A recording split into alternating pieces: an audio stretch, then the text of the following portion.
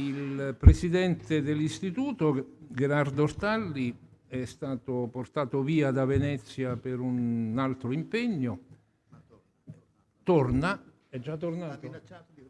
Ha minacciato di tornare. Questo significa che i presenti rischiano un doppio saluto. Sarebbe drammatico, evidentemente. E allora, dicevo, due parole da parte mia,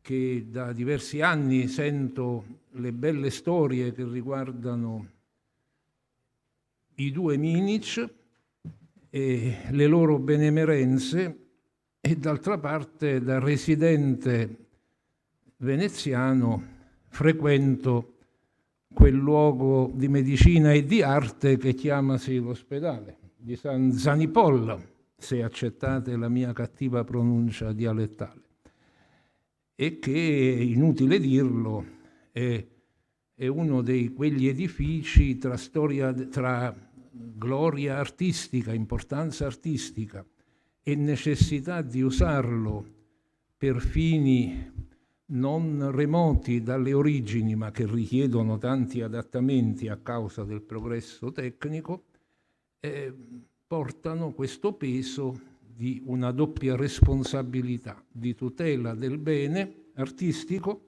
e di funzionalità, cose che sapete molto meglio di me. Io le so solo dalla parte di chi ogni tanto frequenta il San Giovanni e Paolo. Ora, tra l'altro, l'istituto ha con uno dei due fratelli, in realtà con tutti e due, dei due fratelli Minic, un debito di riconoscenza, perché i due fratelli Minic, il loro cognome reca chiara l'origine transadriatica, erano di Cattaro, come saprete meglio di me. I due fratelli Minic furono uno, si sarebbe detto nel lontano 68, un barone delle cattedre perché era l'ordinario di medicina nell'Università di Padova, e l'altro, Angelo, che invece diresse l'ospedale. E la storia dell'ospedale è interessante anche per chi faccia studi storici e non sia della classe dei veri scienziati, che sono quelli delle scienze fisiche, come spesso sento dire dai colleghi che amano ironizzare, e noi sorridiamo, noi altri.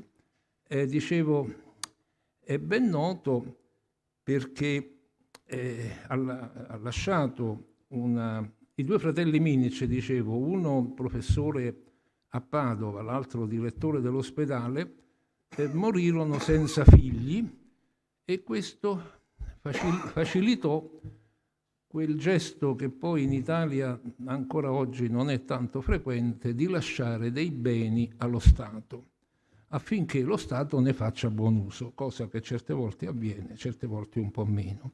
Comunque, non voglio farla lunga. È chiaro che c'è una ricerca, c'è un interesse storico, non solo dal punto di vista squisitamente architettonico e delle statue, ma c'è un grande interesse anche per la storia della salute pubblica, argomenti che la vecchia storiografia trascurava un po' o divideva assegnando la storia delle tecniche e delle scienze a un settore separato da quello della storia. E adesso invece, con una sensibilità un po' più moderna, si tende ad avere una visione più unificata. A ogni modo, abbiamo la logica dei centenari, concludo, la logica dei centenari ancora queste occasioni di incontro a un fatto estrinseco, qual è appunto il centenario, perché è più facile riscuotere l'interesse degli studiosi, ottenere finanziamenti, cose che tutti sappiamo. Tuttavia mi piace ricordare che, essendo l'Istituto Veneto che ci ospita in possesso della biblioteca, di metà della biblioteca Minic, dei due fratelli, quella di Angelo in particolare, già da qualche anno ha avviato, e speriamo di portarlo avanti grazie al lavoro di Carlo Urbani, bibliotecario dell'Istituto, ha avviato una schedatura della biblioteca di questo benefattore, che non era solo un benefattore, ma era uno scienziato, naturalmente. E questo è interessante perché non sappiamo quali letture professionali si accoppiassero a libere letture, e quindi è un po' la storia del gusto, non solo di un letterato, di cui dei letterati non dico che conosciamo tutto, ma conosciamo di più. Conosciamo la biblioteca di Manzoni, di Leopardi, di tanti altri anche minori, e invece ben poco mi pare che si sappia. Sappiamo molto delle biblioteche medievali, non perché sussistano, ma perché sono rimasti degli inventari. Non sappiamo, credo, molto di tempi più recenti, e in questo senso, in una più integrale storia della cultura, credo che anche la Biblioteca Minic, di cui speriamo di pubblicare fra non troppo tempo la consistenza bibliografica, possa servire a una più generale storia della cultura. Ho parlato troppo, poi rischiamo di dover sentire il saluto del professor Ortagli, e quindi faccio bene a starmene zitto. No, vabbè, no, immagino. Prego. Bene, grazie. Allora chi parla adesso? No, tocca a Po. No, il direttore. Il direttore. Sì, il direttore è Po, di la verità. C'è un... No, vabbè. Allora, buongiorno a tutti, porto veramente il saluto cordiale dell'azienda 3 di Venezia, l'azienda 3 Serenissima, l'azienda sanitaria di Venezia, e del suo ospedale in particolare. E innanzitutto voglio essere grato all'Istituto Veneto di Scienze, Lettere ed Arti, che ha voluto essere con noi in questo appuntamento, che è inserito in una serie di iniziative e manifestazioni che ricordano il bicentenario della nascita del nostro ospedale o ospitale, no? Come veniva giustamente chiamato. Il titolo è un titolo effettivamente un po' intrigante. Curare la città, medici e cittadini. Può essere visto, come dire, in modi diversi, no? Il primo modo può essere quello di dire, bene, la cura di una persona, qualsiasi essa sia, qualsiasi problema abbia di carattere sanitario o sociosanitario, come si suol dire in questi tempi, non può prescindere dal contesto in cui la persona vive. Quindi non può prescindere dal fatto di conoscere le sue abitudini di vita e quindi di conoscere la città, in questo caso, in cui vive. Questo cosa comporta? Comporta, e qui vengo al secondo modo di vedere il titolo di questo importante incontro, comporta che da parte dei medici, da parte dei professionisti sanitari, ci sia l'esigenza di conoscere a fondo la propria città. Conoscere a fondo partecipando anche a quella che è la vita civile della città stessa, in maniera da portare nell'ambito della città quella che è la loro esperienza di vita e quelle che possono essere le considerazioni per sviluppare quel contesto sociale in cui è importante che una persona vive nel miglior modo possibile. È un incontro che però può essere considerato un po' insolito per il suo tema. Vuole rappresentare, come abbiamo voluto intenderlo con il dottor Po, un radicamento nell'ospedale, nella vita quotidiana della città e la sua profonda appartenenza alla storia della città stessa. La storia dell'ospedale, la storia della sanità di Venezia si lega chiaramente alla città di Venezia, e questo è un fatto importante da sottolineare. Quindi può essere visto come un momento coerente di dialogo tra la principale istituzione di cura di Venezia, i cittadini e le realtà civiche più rappresentative in quel di Venezia. Quindi un momento di incontro che noi vediamo come momento propositivo che possa mettere insieme professionisti sanitari, istituzioni e realtà civiche più importanti. Potremmo pertanto dire che incontrarci qui oggi per parlare con il suggestivo titolo dato al convegno sia un fatto doveroso. Così doveroso che è facile prevedere che se dal futuro o nel prossimo futuro qualcuno si occuperà dei nostri anni di impegno istituzionale e professionale, potrebbe forse citare questa occasione come momento di piena consapevolezza dei nostri compiti. Ed è giusto, come ricordavo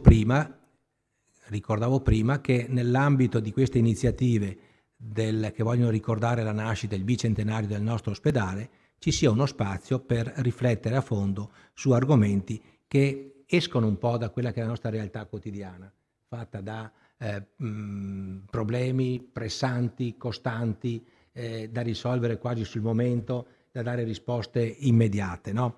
Qui lo spazio, il tempo che ci tiriamo, come dire, che vogliamo tirarci fuori, è proprio quello di un momento di riflessione, di un momento che ci possa servire per guardarci indietro, fermarci e poi ripartire.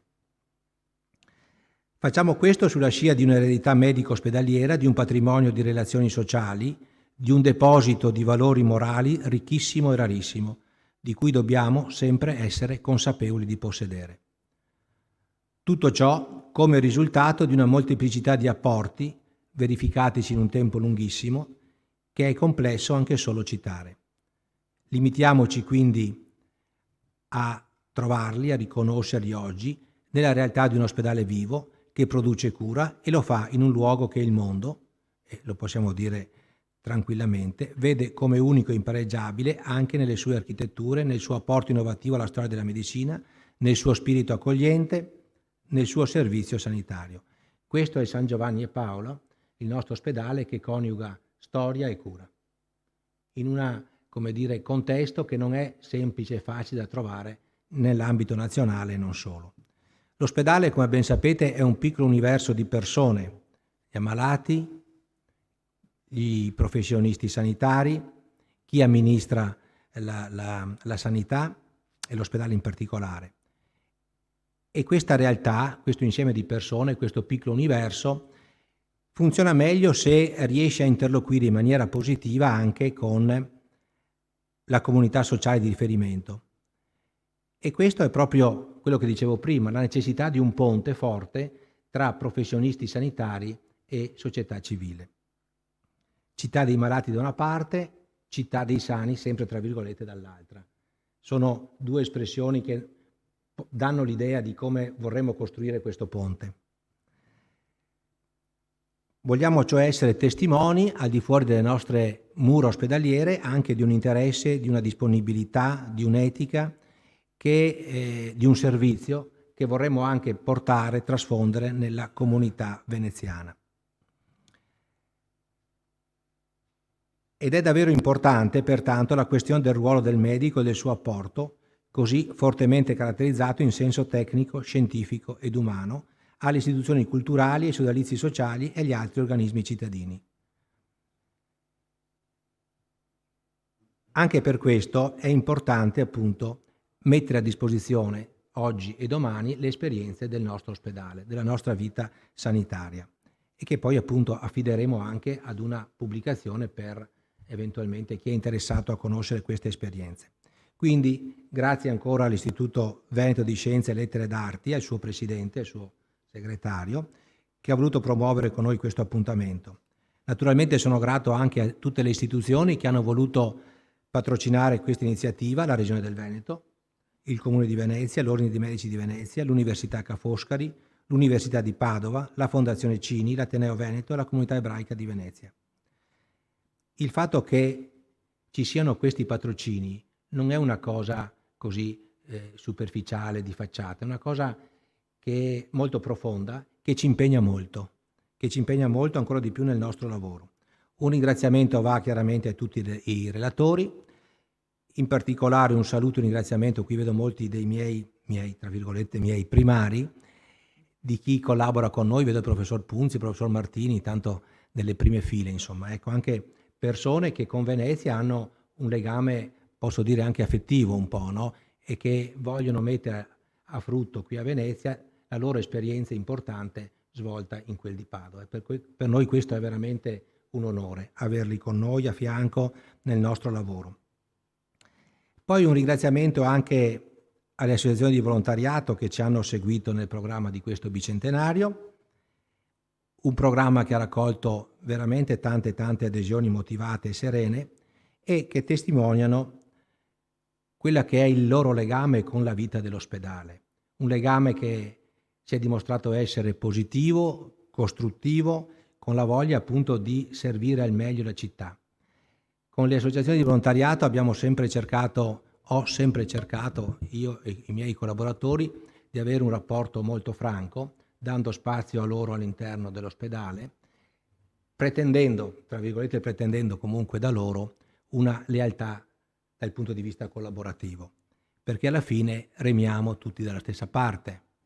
Non è possibile pensare uno contro l'altro, ma uno e l'altro a sviluppare la miglior, salute possibile per la città e la miglior, tra virgolette, difesa possibile dal punto di vista sanitario dei cittadini appunto di Venezia. E quindi grazie veramente di cuore alla Scuola Grande di San Marco, qui rappresentata dal suo direttore, il dottor Po, che sta curando queste miriade di iniziative ad alto livello. Quindi grazie della vostra presenza, che mi onora e che mi fa sentire veramente onorato di dirigere questa azienda sanitaria, la numero 3 Serenissima del Veneto. Grazie.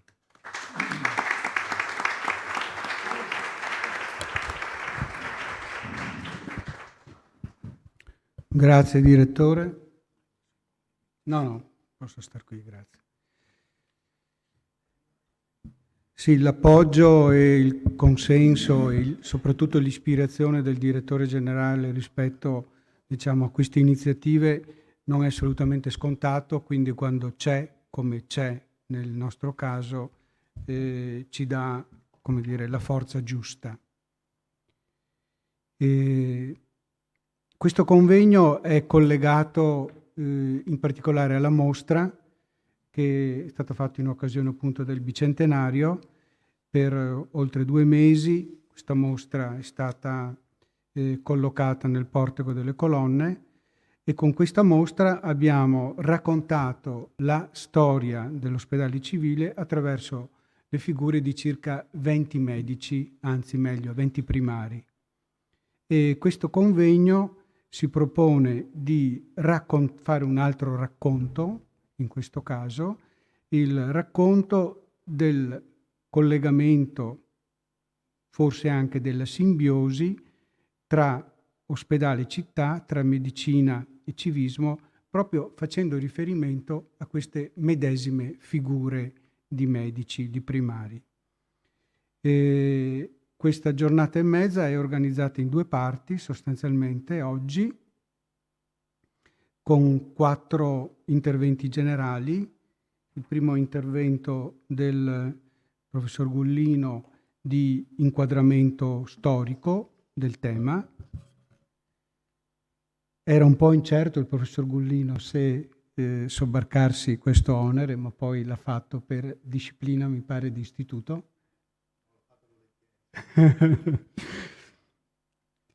Il secondo intervento è del professor Guidarelli, che ci racconterà qualcosa sull'aspetto architettonico funzionale dell'ospedale. In realtà, noi oggi parliamo semplicemente di Ospedale Santi Giovanni e Paolo, ma è il risultato di una serie di stratificazioni realizzative, architettoniche, operative numerose nel tempo. E poi una seconda parte con altri 2 interventi del dottor Urbani e del dottor Gottardi su un aspetto, vorrei dire, molto peculiare, molto interessante anche da un punto di vista veneziano, e cioè sull'impegno dei medici nelle istituzioni che oggi potremmo dire del terzo settore accademico-scientifico della nostra città.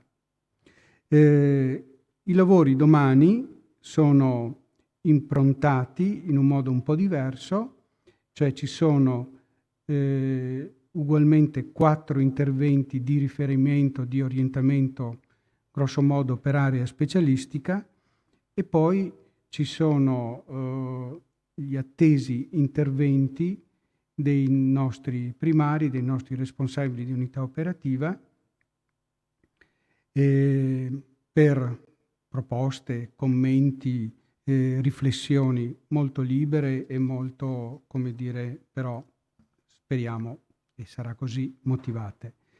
Perché parliamo di medici?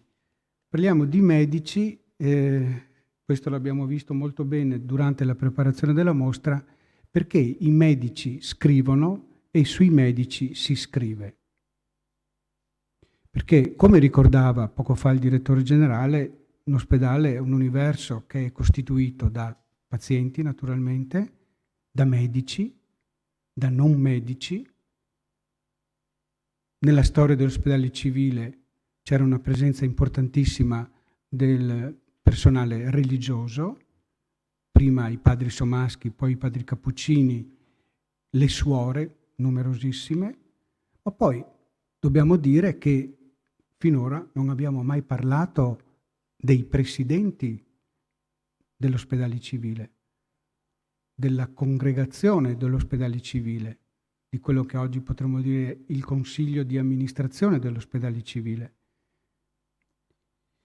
Parliamo di medici perché i medici sono appunto, vorrei dire, fondativi in ospedale.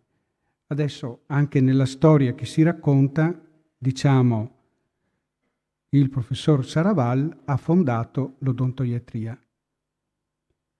Il dottor Fontanari ha fondato la neurologia. Il dottor Armand e Ceresole hanno fondato la radiologia e così via. Ma in realtà, diciamo, c'erano loro, ma c'erano anche chi decideva da un punto di vista istituzionale, da un punto di vista di assunzioni di responsabilità pubbliche. I medici sono quindi importanti perché si fa riferimento a loro nella istituzione di un'attività e i medici sono importanti perché sono autorevoli nella città. Parliamo di ospedale civile, solo 2 parole. A Venezia c'erano 4 grandi ospedali. L'ospedale degli incurabili, l'ospedale della Pietà, l'ospedale dei derelitti o ospedaletto che si chiamava Santi Giovanni e Paolo e l'ospedale San Lazzaro dei Mendicanti. L'ospedale San Lazzaro dei Mendicanti viene costruito, realizzato nel sito dove si trova attualmente a partire dal 1595 e inizia la sua attività circa 60 anni dopo, nel 1659. Questo ospedale però preesisteva e si trovava dal 1262 nell'isola di San Lazzaro, che si chiama San Lazzaro non perché si chiamasse già San Lazzaro, ma perché in realtà è l'ospedale che quando arriva in quel luogo si chiamava San Lazzaro, perché la prima memoria dell'ospedale di San Lazzaro risale al 1100 circa, presso la chiesa di San Gervasio e Protasio. Quindi di quale ospedale parliamo? Noi parliamo dell'ospedale che per la prima volta si chiama a tutti gli effetti ospedale civile. A seguito di 2 provvedimenti del 7 aprile e del 24 agosto 1819.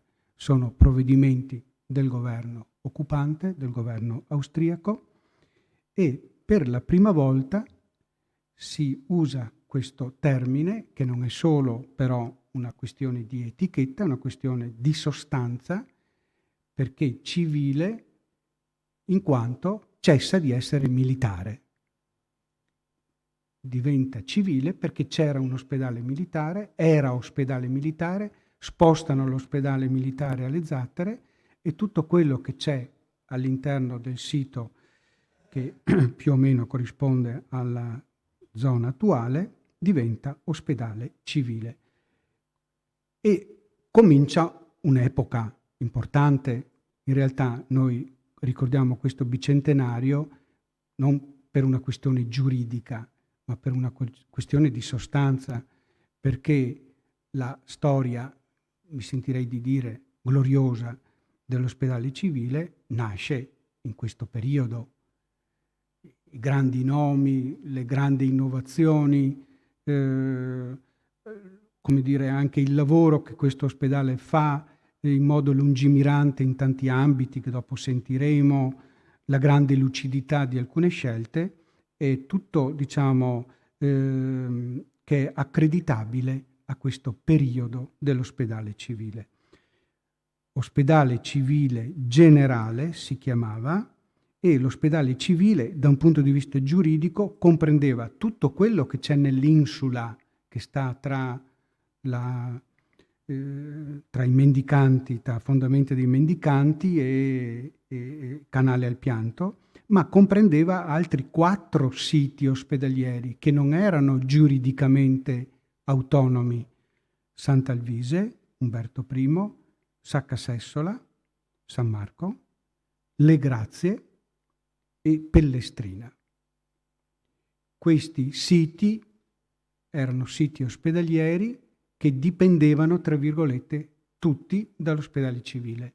Una situazione completamente diversa era quella dell'ospedale Giustinian e una situazione completamente diversa era quella dell'ospedale Lido, tanto per dire. Quindi questa era la realtà che corrispondeva a 1500 posti letto. Quindi quando parliamo di ospedale civile parliamo di questo. Ma quali medici a Venezia? Qui il tema è corposissimo, molto ampio, diciamo che non possiamo assolutamente sintetizzare. Però vorrei solo offrirvi 3 spunti. I medici veneziani avevano 2 giuramenti, perché oltre il giuramento di Ippocrate giuravano dal 1258 anche sul capitulare medicorum. Cioè Venezia aveva stabilito che i medici dovessero prestarsi a un secondo giuramento, che era un giuramento, diciamo, di non venalità, quindi esercitare la professione in modo non venale.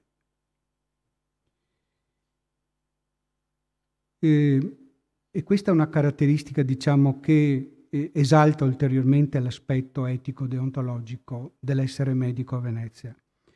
C'è un altro aspetto che vale la pena ricordare, che è di tipo, diciamo, medico-culturale. L'ospedale, direttore, stampava una rivista. Questo, ad esempio, è del 1858. L'ospedale aveva una rivista scientifica che era il Giornale Veneto di Scienze Mediche, diretto dai personaggi che poi sentiremo citati anche tra oggi e domani, Minic, Nammias, Asson, eccetera, e tutti scrivevano. Si ospitavano all'interno di questa rivista anche contributi da medici o da esperti non veneziani, ma era una presenza importante per segnalare un ruolo che l'ospedale aveva non solo rispetto alla città, ma anche rispetto a un mondo più ampio. Il terzo riferimento che vorrei citare, che è di tipo morale politico, lo traggo da questo diario di Letizia Morpurgo Infano, che abbiamo trovato qualche giorno fa, e che racconta cose molto interessanti sulla posizione dei medici durante il periodo nazifascista, soprattutto negli anni 43-44. Adesso non entro nel dettaglio, però mi piace, perché questo è un tema nuovo, perché non abbiamo mai ben raccontato e forse neanche saputo come sono andate le cose durante, ad esempio, la retata del 44. Ed è una questione molto importante sapere come ci si è comportati all'interno. Vorrei una questione fondamentale. E questa signora ebrea ci pensa lei, come dire, a dire come sono andate le cose, perché dopo aver raccontato tutta una serie di fatti, citato diversi medici, tra cui il primario chirurgo, professor Giuseppe Vecchi, che venne anche imprigionato per aver assunto un certo comportamento contro le Brigate Nere, dice: i nostri amici medici e tutti gli altri medici dell'ospedale che con sprezzo del pericolo si sono comportati con coraggio ed abnegazione per cercare di salvare i degenti ebrei perché non venissero deportati. Sono tre riferimenti, tre, se vogliamo, ispirazioni di cosa ha significato, e forse anche significa tuttora, essere medici a Venezia in questo ospedale. Questo, secondo me, è il significato del convegno di questi giorni, che mette assieme queste due dimensioni, una, se vogliamo, che possiamo ritenere essere esclusivamente tecnica, ma non è così, e cioè medici come professionisti, e l'altra dimensione del medico come cittadino, quello che diceva all'inizio il direttore generale, cioè essere protagonisti consapevoli anche della città. Quindi il nostro convegno si situa, vorrei dire, nel cuore di una riflessione che non è nuova, è antica, ma non è vecchia. E forse vale la pena rinfrescarla e ricoltivarla come abbiamo deciso di fare tra oggi e domani. Grazie.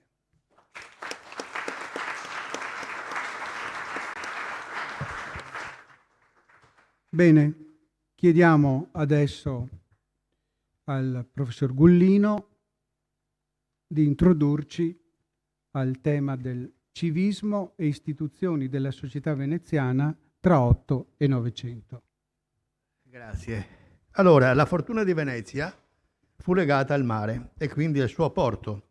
Anche quando nel secondo Ottocento nacquero le banchine di Santa Marta, esse vennero denominate stazione marittima, intendendo così che per i veneziani lo scalo principale rimaneva pur sempre il bacino di San Marco.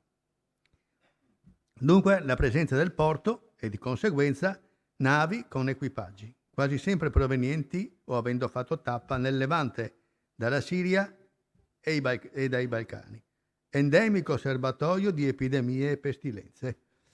Perciò la Serenissima si dotò per tempo di strutture sanitarie, quali la quarantena obbligatoria e i lazzaretti.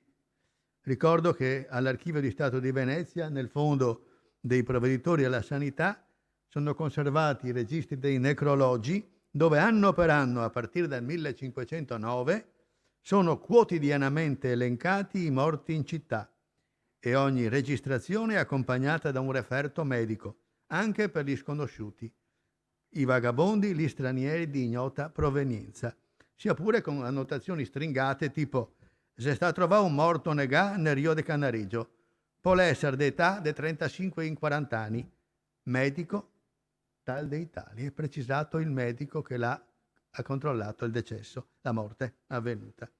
Cristiana pietà, solidarietà umana, senso civico, anche, ma soprattutto si voleva essere informati per tempo sulla presenza di possibili pestilenze. Venezia era un porto di mare e quindi era aperto a queste infezioni. Nello scorcio dell'esistenza della Serenissima si era assistito nel Veneto al sorgere o alla ristrutturazione di talune istituzioni pubbliche e private che costituivano positive innovazioni sul piano culturale, scientifico e sociale rispetto al passato. Si va dallo sviluppo dell'agronomia con il sorgere delle accademie agrarie, alla nascita della protoindustria nella fascia prealpina, e a Venezia ecco apparire a fine secolo nuove società finanziarie con capitale misto di patrizi, ebrei, borghesi di varia provenienza.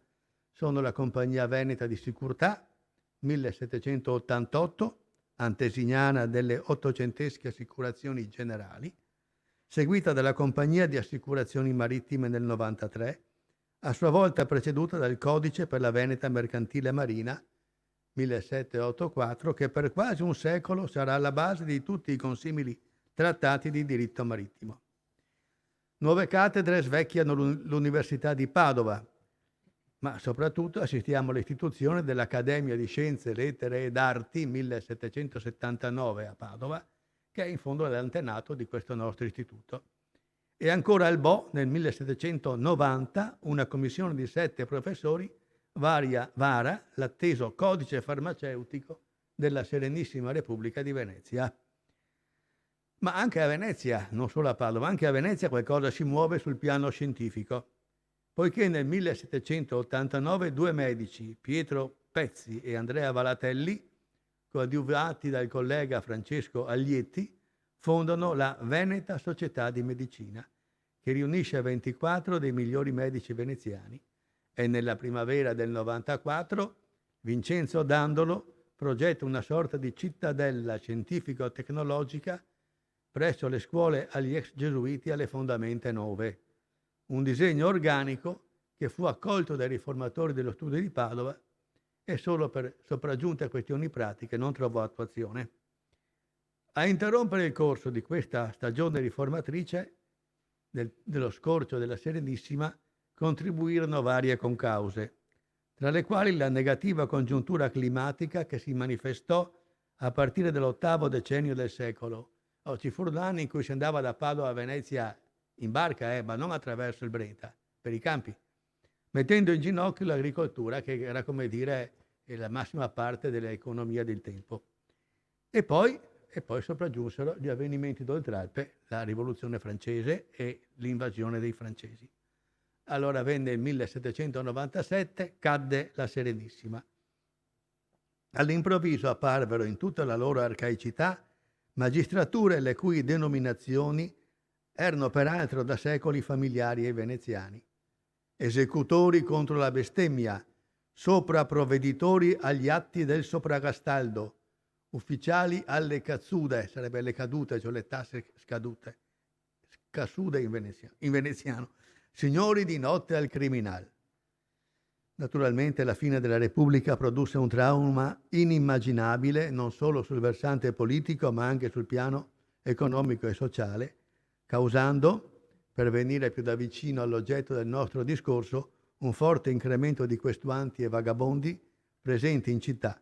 Ma su questo fenomeno molto si è scritto e quindi non mi soffermo. Vediamo un po' la nascita e l'evoluzione dell'ospedale. Gli enti assistenziali non erano mai mancati a Venezia, analogamente a quanto avveniva, se non altro per motivi di igiene e decoro e prestigio, in tutte le capitali europee.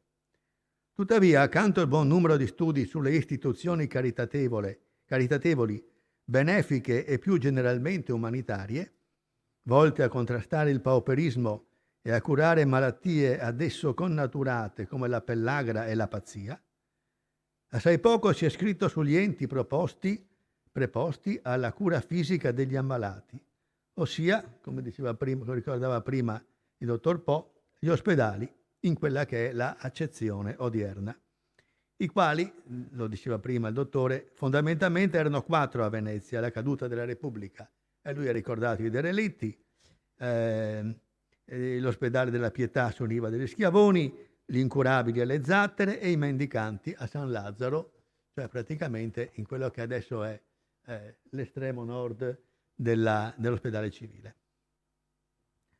Bene, dopo l'annus horribilis, io lo definisco tale, cioè il 1797, la scuola grande di San Marco e il vicino convento furono adibiti a infermeria militare. Poi, quando giunsero i francesi, il 18 giugno 1807, Napoleone stabilì che anche questa struttura dovesse dipendere dalla Congregazione di Carità, unico ente preposto all'assistenza e alla cura degli indigenti e degli ammalati. Ormai l'ospedale era diventato una caserma, per cui il 4 agosto 1808 i domenicani che vi risiedevano si ritirarono in alcune case contigue, dove rimasero fino alla soppressione del loro convento, stabilita dal decreto napoleonico del 30 giugno 1810. Ecco, allora, vedete questa fotografia che vi propino? Perché ve la propino? Diciamo che è perché ci sono nato in questa casa e perché è mia e di mio fratello, ma questo conta solo per il 99%. Allora, c'è nella mostra che c'è stata quest'estate nell'atrio dell'ospedale civile, una scritta diceva che questi religiosi si ritirarono in una casa in Calle della Testa. Questa casa qua è appunto in Calle della Testa e non so se riesco a ingrandire, spero di sì. Qui c'è lo stemma della Scuola Grande di San Marco. Quindi io credo di aver individuato, siccome non ci sono, questo stemma non c'è in nessun'altra casa di Calle della Testa, credo di aver individuato dove stava dove erano questi 4 religiosi. Adesso non riesco più naturalmente a rimpicciolire. No, è importante, quello che stai dicendo è importante, sì, perché grazie. La Scuola Grande di San Marco, non so se si sente, la Scuola Grande di San Marco era proprietaria di alcune abitazioni grazie a Amore Deis, come si diceva, però i napoleonici avevano provveduto a raschiare il simbolo della scuola che stava sulla facciata di queste abitazioni. Però l'unica raschiatura che non sono riusciti a fare riguarda la sua casa, quindi per fortuna ce n'è almeno una che ricorda che la scuola aveva queste proprietà. Bene, al ritorno degli austriaci, nel 1819, come è stato detto, l'ospedale, che veniva ora denominato provinciale e organizzato sul modello di quello viennese, riassunse funzioni di assistenza civile. Era l'anno in cui il maturare del progresso scientifico, pensiamo all'invenzione dello stetoscopio, apriva nuove strade alla medicina e la cura dei malati assumeva una ben diversa importanza agli occhi della società e dei suoi governanti, elevandosi da volontariato ispirato alla pietas cristiana a dovere civico. Fu un processo lento, condizionato dall'esiguità delle risorse a disposizione. Tuttavia, emancipatosi gradualmente dalla congregazione di carità e superata la bufera del 1848, con l'affermarsi della nuova visione positivista e del progresso scientifico, nel 1863 fu aperta la scuola pratica di medicina e chirurgia. Nel 1871 nacque un servizio di anatomia patologica. Nel 1993 fu istituita la scuola di infermieristica. Nel 1902 un reparto radiologico. Nel 1912 quello di ortopedia e chirurgia infantile. Nel 1920, dopo aver riparato i guasti causati alla Scuola Grande di San Marco dal bombardamento aereo del 14 agosto 1917, che fa fuori il tetto dell'ospedale, della scuola, sorse l'istituto di odontostomatologia. L'articolarsi, per imparare a pronunciare questa parola me la sono ripetuta 10 volte, perché non riuscivo mai a pronunciarla tutta giusta. L'articolarsi delle competenze si tradusse in un frazionamento della struttura ospedaliera e delle sue sedi. Sorsero così alla fine dell'Ottocento nuovi istituti specializzati nell'isola di Santa Maria della Grazia per le malattie infettive, nella vicina Sacca Sessola per le malattie contagiose, nella parrocchia di Santa Elvisa e l'ospedale pediatrico Umberto I. Tutte realtà ora scomparse. Nel frattempo mutava anche la città. Era cambiata soprattutto dopo il 66, dopo l'annessione al Regno d'Italia. Allora, superata la sclerosi psicologica ed economica che l'aveva paralizzata in seguito alla seconda guerra d'indipendenza, Quando tutti ormai sentivano come precario il dominio austriaco, per il commercio veneziano, non più condizionato dall'asservimento allo scalo triestino, parvero aprirsi favorevoli prospettive legate all'apertura del canale di Suez, potenzialmente in grado di ridare alla città l'antica funzione di mediatrice di interscambio fra l'Oriente e l'Europa. Ecco allora le grandi e discutibili trasformazioni urbanistiche degli anni 70 e 80. La strada nuova, il bacino Orseolo, la riapertura del canale portuale del Lido. Pensate che all'inizio dell'Ottocento l'attuale bocca di porto del Lido, cioè tra diciamo così San Nicolò del Lido e Punta Sabbioni, pescava 45 centimetri, quindi le navi non ci passavano dal porto che va tra Pellestrina e Chioggia. Solo i contrabbandieri e i pescatori ci riuscivano a passare, ovviamente. E poi sorse la stazione marittima col punto Franco, i magazzini generali a Santa Marta e San Basilio. Ancora il potenziamento della manifattura tabacchi, il cotonificio Cantoni, il mulino a Stucchi, il cantiere Breda, le fabbriche Erion, poi Jungans, Baschiera, Biliotti, Laiet. Quindi Venezia era una città industriale, fu concepita come tale. Quindi sul piano turistico mondano più consolo alla tradizione locale, le iniziative balneari promosse al Lido da Busetto Fisola e anche poi nel 95 la Biennale d'Arte. E tuttavia, nonostante queste positive realizzazioni, le ambizioni di partenza non trovarono gli esiti auspicati. Sospesa fino al Novecento inoltrato l'ipotesi di un ponte collegato con la terraferma, e fu Pompeo Molmenti che si oppose e finché vive lui non si fa il ponte, anche lo stesso complesso, quindi sospeso l'ipotesi di un ponte che collegasse Venezia alla terraferma, anche lo stesso complesso marittimo ferroviario finì per risultare di gran lunga inferiore alle aspettative iniziali. Pertanto il porto veneziano non riuscì a impedire la supremazia delle compagnie genovesi, avviandosi così a un destino di scala regionale. Mi avvio a concludere. Non proprio subitissimo però. Lo intitolo Un parziale verbale d'assenza, la storia dell'ospedale. A tutt'oggi disponiamo di un solo studio dedicato agli eventi che segnarono la storia dell'ospedale, ivi comprese le strutture che in tutto o pro tempore vi furono conglobate. Si tratta del lavoro di Nelly Elena Vanzan Marchini, L'Ospedale dei Veneziani, storia, patrimonio, progetto, Venezia 1986. Silloge di date e documenti che si pone quale guida non solo delle principali tappe che segnarono le vicende dell'ente, ma anche, come suggerisce il titolo, del suo archivio, della biblioteca, delle raccolte di strumenti medici, eccetera.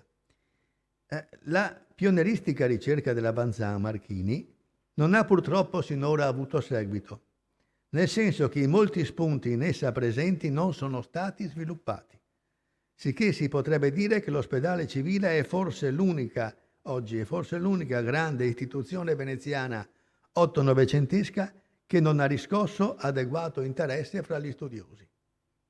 Quali le cause?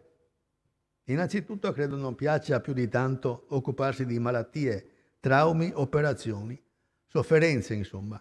Molto meglio rivolgersi ad altri temi.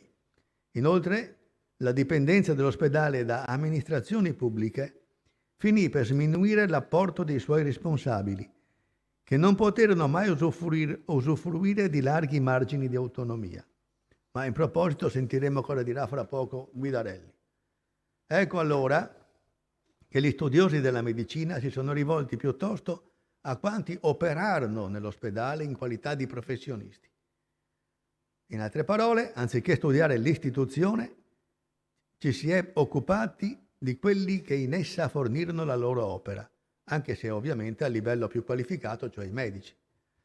Esaminandone le biografie allora, è possibile rintracciare i contatti con altre istituzioni cittadine delle quali fecero parte, e spesso fu una magna pars, a cominciare dall'Ateneo Veneto, sorto nel 1812 dall'unione tra la Veneta Società di Medicina, come si è detto, e le Accademie di Belle Arti e dei Filareti, e qua ce ne parlerà Gottardi. Accanto all'Ateneo l'Istituto Veneto, creatura prediletta dall'Austria, perché fu l'Austria a fondarlo, almeno fino alla rivoluzione del 48. E infatti nell'archivio dell'Istituto Veneto sono conservati 10 buste con i documenti relativi all'inchiesta sulla pellagra delle province venete. Documenti di straordinario interesse spettanti al periodo 1847-53, ma non depositati, come parrebbe logico, all'ospedale civile, bensì presso l'istituto. Forse a suggerirlo fu Giacinto Namias, che della commissione sulla pellagra fu presidente, medico all'ospedale, ma anche per molti anni, dal 1855 alla morte nel 74, segretario dell'Istituto Veneto. I medici dell'ospedale, che di esso furono anche soci effettivi dell'Istituto Veneto, non furono così numerosi come quelli dell'Ateneo. 11 in tutto, almeno dal 1838, anno della rifondazione dell'istituto, come dicevo, fino al 1946. I loro nomi, ma ce ne parlerà domani, anzi no, oggi, Carlo Urbani, questo pomeriggio.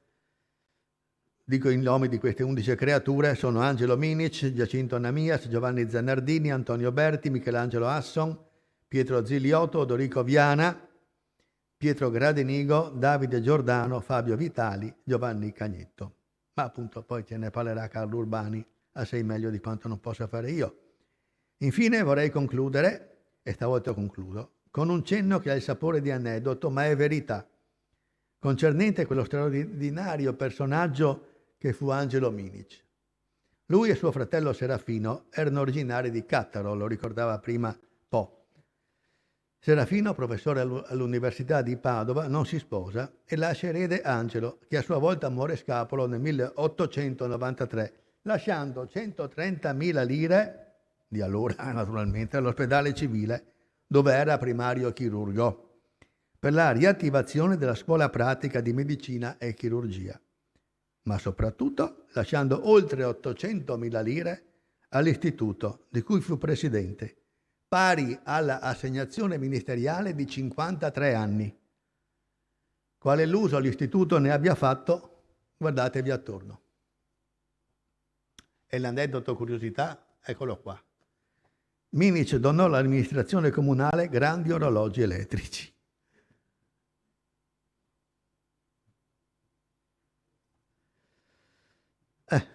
Li conoscete tutti, no? Sono quei grandi orologi pitturati di verde bottiglia che trovate disseminati specialmente nei pressi dell'ospedale, ma tra Rialto e, diciamo così, non nei luoghi periferici, ma nei luoghi centrali di Venezia li trovate.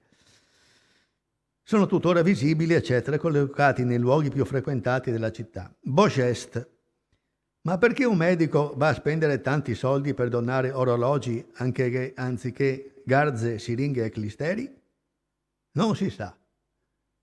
Però azzardo l'ipotesi che Minic abbia voluto fornire un servizio, o meglio, togliere un alibi, ai dipendenti dell'ospedale.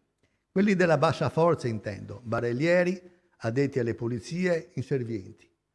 Siamo a fine Ottocento. Questi mica avevano l'orologio, o meglio, ce l'avevano ma se lo portavano solo la domenica, nelle feste, non certamente nei luoghi di lavoro.